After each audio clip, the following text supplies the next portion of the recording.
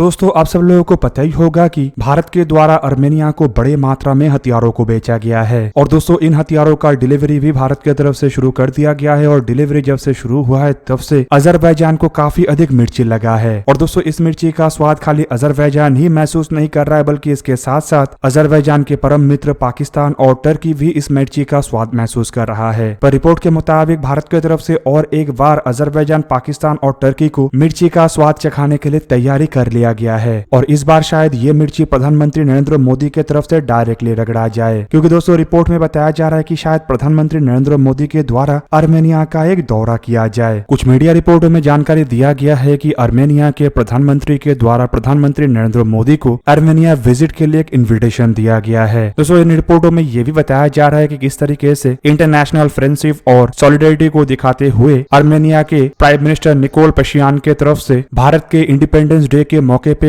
भारत के प्रधानमंत्री नरेंद्र मोदी को और संपूर्ण भारतवासी को जहां पे कांग्रेचुलेट किया गया, तो वहीं पे बताया जा रहा है कि इस दरमियान ही प्रधानमंत्री नरेंद्र मोदी को ये अर्मेनिया दौरा के लिए इन्विटेशन भी दिया गया है। इवन दोस्तों इसके अलावा अर्मेनिया के प्रधानमंत्री के द्वारा जहां पे भारत के प्रधानमंत्री और भारत का तारीफ किया गया था, वहीं पे भारत के डेमोक्रेटिक वैल्यू और भारत के जो वर्ल्ड स्टेज में भूमिका है उसका भी काफी अधिक सराहना किया गया। बेसिकली दोस्तों इन्विटेशन तो दिया गया है, लेकिन इसके बाद जो नेक्स्ट स्टेप है उसके बारे में फिलहाल कोई जानकारी नहीं है और शायद दोनों देशों के जो फॉरेन ऑफिस है वो मिलके इस चीज को लेकर डिस्कशन करेंगे और उसके बाद शायद फॉर्मली भारत की तरफ से भी अनाउंसमेंट किया जाए कि कब प्रधानमंत्री नरेंद्र मोदी अर्मेनिया के दौरे पे जाएंगे। पर ये इन्विटेशन अजरबैजान जैसे देश और अजरबैजान के साथी देश जैसे कि पाकिस्तान और टर्की के लिए छाती पे सांप लौटने के जैसा होगा, क्योंकि हाल ही में ही भारत की तरफ से अर्मेनिया को हथियारों का सप्लाई करके एक तरीके से ये दिखा दिया गया है कि अर्मेनिया अकेला नहीं है और अर्मेनिया के ऊपर अगर कोई देश हमला करने का प्रयास करेगा तो अर्मेनिया के साथ वहां पे भारत देगा। और दोस्तों देखा जाए तो कुछ दिन पहले जब भारत के द्वारा पहले बैच के तहत हथियारों का डिलीवरी शुरू किया गया था, तब दोस्तों ये जो घटना था ये अजरबैजान के मीडिया को काफी अधिक चुभा था। इवन मैं दोस्तों आप लोगों को कई सारे वीडियो के माध्यम से ये बता चुका हूँ कि किस तरीके से अजरबैजान के मीडिया के द्वारा भारत के हथियारों को लेकर प्रतिक्रिया दिया गया और दोस्तों इवन अजरबैजान के मीडिया के तरफ से तो इसे पाकिस्तान और टर्की के लिए भी खतरा कहा गया। हालांकि दोस्तों अगर देखा जाए तो भारत की तरफ से जिन हथियारों का सप्लाई किया गया है वो केवल मात्र अर्मेनिया के सुरक्षा के लिए है, जबकि दूसरी तरफ अजरबैजान का जो मंसूबा है वो असल में इस रीजन के लिए खतरनाक है, क्योंकि अजरबैजान जोर जबरन अर्मेनिया के जमीन को हथियाना चाहता है। ऊपर से दोस्तों इस तरीके की इलीगल हरकतों को लेके टर्की और पाकिस्तान जैसे देशों के तरफ से भी अजरबैजान को काफी अधिक सहायता किया जा रहा है, जबकि ये दो देश भी इसी तरीके के हरकतों में पहले से ही लिप्त है। टर्की को अगर देखा जाए तो टर्की के द्वारा साइप्रस के हिस्से को इलीगली कब्जा करके रखा हुआ है, जबकि पाकिस्तान को अगर देखा जाए तो पाकिस्तान के द्वारा पाकिस्तान ऑक्युपाइड कश्मीर के एक हिस्से को जबरन कब्जा करके रखा हुआ है। ऐसे में दोस्तों ये दोनों देश तो अजरबैजान का साथ देने ही वाला था, लेकिन भारत अर्मेनिया का साथ दे देगा ये किसी ने एक्सपेक्ट नहीं किया था, क्योंकि दोस्तों एक समय तक इन सभी देशों का यही सोच था कि भारत गुट निरपेक्षता को समर्थन देता है और दोस्तों फिलहाल के अगर जनरेशन को देखा जाए तो यहाँ पे गुट निरपेक्षता मतलब न्यूट्रलिटी को समर्थन देने का मतलब यही है कि जोर जबरन को समर्थन देना। ऐसे में भारत की तरफ से अगर अर्मेनिया को सपोर्ट नहीं किया जाता तो ये एक तरीके से डेमोक्रेसी का हनन ही होता और भारत डेमोक्रेसी को ही प्रोटेक्ट करने के लिए अर्मेनिया के साथ में है। ऊपर से दोस्तों अर्मेनिया के प्राइम मिनिस्टर के द्वारा भारत के प्राइम मिनिस्टर नरेंद्र मोदी को अगर इनवाइट किया गया है तो दोस्तों ये घटना भी अजरबैजान को काफी अधिक चुभ सकता है और दोस्तों ये कोई नॉर्मल दौरा नहीं होगा और मेरा मानना यह है कि अगर प्रधानमंत्री नरेंद्र मोदी के द्वारा अर्मेनिया का दौरा किया जाता है तो ऑब्वियसली इस दरमियान डिफेंस को लेकर भी चर्चा होगा, खास करके दोनों देशों के बीच में स्ट्रेटेजिक रिलेशनशिप को मजबूत किया जा सकता है और दोनों देशों के जो डिफेंस रिलेशनशिप है उसे और एक ले जाया जा सकता है। और दोस्तों ये घटना इन तीनों देशों के लिए चिंता का विषय इसीलिए भी होगा क्योंकि अर्मेनिया भारत से और भी कई तरीके के हथियारों को खरीदने को लेकर बातचीत कर रहा है और रिपोर्ट के मुताबिक अर्मेनिया भारत से मिसाइल से शुरू करके आर्टिलरी, रॉकेट से शुरू करके एमुनिशन, इवन एयरक्राफ्टों के द्वारा दागे जाने वाले मिसाइल और एयरक्राफ्टों के द्वारा दागे जाने वाले बॉम्ब्स को भी अर्मेनिया भारत से खरीदना चाहता है। और दोस्तों इस लिस्ट में तो आकाश ब्रह्मोस जैसे मिसाइलों का भी जिक्र किया जा रहा है जो कि हथियारों के जनरेशन में टॉप क्लास के हथियार और इन हथियारों का तोड़ तो पाकिस्तान, टर्की जैसे देशों के पास भी नहीं है और अजरबैजान तो इन हथियारों के सामने में एक तरीके से पिद्दी ही साबित होगा। जबकि दोस्तों दूसरी तरफ हथियारों के एक्सपोर्ट को लेकर भारत की तरफ से और एक बड़ा डेवलपमेंट किया जा रहा है और दोस्तों ये डेवलपमेंट भारत की तरफ से निर्माण किया हुआ आर्टिलरी गन को लेके है और रिपोर्ट के मुताबिक भारत शायद आने वाले समय में फिलीपींस को भी अपने द्वारा निर्माण किया हुआ आर्टिलरी गनों का एक्सपोर्ट करे।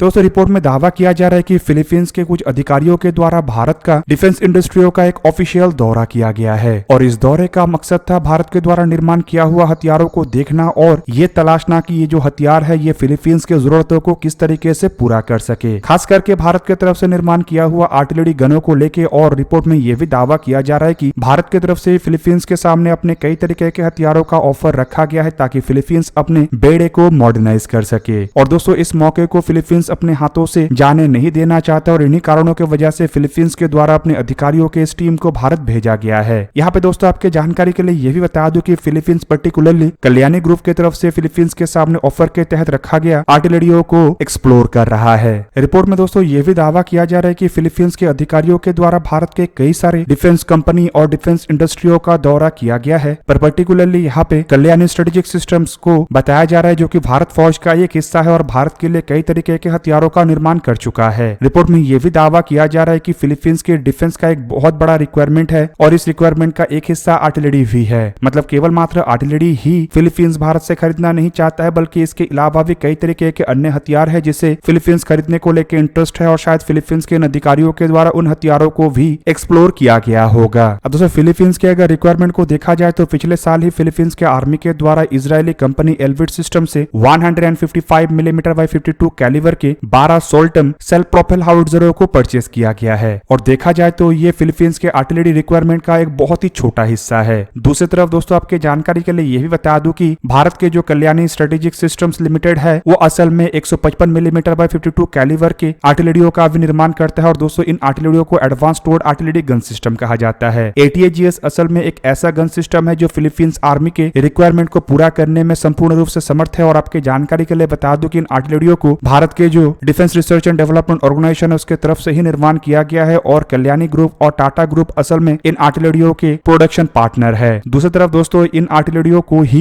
कल्याणी ग्रुप के तरफ से आर्मेनिया को एक्सपोर्ट किया गया है इसे बताया जा रहा है और दोस्तों अगर ये बात सही है तो एक तरीके से आप कह सकते हैं कि इन आर्टिलरियों को फिलीपींस को भी एक्सपोर्ट करने का जो संभावना है वो काफी अधिक है। हालांकि फिलीपींस पहली बार की तरह भारत से इन हथियारों को परचेस नहीं करने जा रहा है बल्कि फिलीपींस के द्वारा ऑलरेडी भारत से ब्रह्मोस मिसाइलों को परचेस किया जा चुका है जो कि फिलीपीन मरीन्स के द्वारा एज ए कोस्टल बैटरी के रूप में परचेस किया गया है। ऊपर से आपके जानकारी के लिए यह भी बता दूं कि भारत और फिलीपींस के बीच में और भी कई तरीके के हथियार खास करके एडिशनल ब्रह्मोस मिसाइल और आकाश जैसे मिसाइलों को लेकर जहां पे चर्चा हो रहा है तो वहीं पे कुछ रिपोर्टों में यह भी दावा किया जा रहा है कि शायद फिलीपींस भारत से तेजस जैसे एयरक्राफ्टों को भी खरीदने को लेकर बातचीत कर रहा हो। दोस्तों भारत यहाँ पे केवल मात्र फिलीपींस या आर्मेनिया जैसे देशों के साथ ही हथियारों को एक्सपोर्ट करने को लेकर बातचीत नहीं कर रहा है बल्कि कई सारे अलग अलग रिपोर्टों में कई सारे अलग अलग देशों का भी जिक्र किया जा चुका है जिनमें वियतनाम से शुरू करके इजिप्ट इवन अर्जेंटीना से शुरू करके दक्षिण अफ्रीकी कई सारे देशों का भी जिक्र है। हाल ही में एक मीडिया रिपोर्ट में यह भी जानकारी दिया गया था कि किस तरीके से कुछ दक्षिण अफ्रीकी देश भारत के कई सारे हथियारों को लेकर इंटरेस्टेड है जिनमें अब अर्जुन मेन बैटल टैंकों का भी जिक्र हो रहा है जो कि ऐसे टेरेन के लिए ही बनाया गया है। ऊपर से दोस्तों अगर इजिप्ट को देखा जाए तो इजिप्ट भी भारत के साथ कुछ स्पेशल हथियारों को खरीदने को लेकर बातचीत कर रहा है जिनमें तेजस जैसे एयरक्राफ्ट शामिल है और तेजस एयरक्राफ्ट भारत के द्वारा अर्जेंटीना को भी बेचने को लेकर प्रयास चलाया जा रहा है और दोस्तों अर्जेंटीना भारत से तेजस एयरक्राफ्टों के अलावा कुछ हेलीकॉप्टरों को भी खरीदने को लेकर बातचीत कर रहा है। बाकी रहा वियतनाम तो दोस्तों वियतनाम भारत से शायद मिसाइलों को परचेस करे जिनमें ब्रह्मोस जैसे मिसाइलों का जिक्र सबसे अधिक हो रहा है। कुल मिला के दोस्तों भारत की तरफ से एक तरफ जहाँ पे अपने हथियारों के एक्सपोर्ट को लेके मजबूती के साथ काम किया जा रहा है तो वहीं पे दूसरी तरफ अपने एलाई और साथी देशों को मदद करके किस तरीके से अपने दुश्मन देशों को मात दिया जा सके उसे लेके भी भारत काम कर रहा है। दोस्तों आप लोगों को क्या लगता है कि प्रधानमंत्री नरेंद्र मोदी के द्वारा आर्मेनिया का दौरा किया जाएगा या नहीं किया जाएगा? कमेंट करके अवश्य बताइए। दोस्तों आज के इस वीडियो को यहीं पे ही करते समाप्त। किसी और एक दिन किसी और एक वीडियो में मिलेंगे, तब तक के लिए जय हिंद, वंदे मातरम।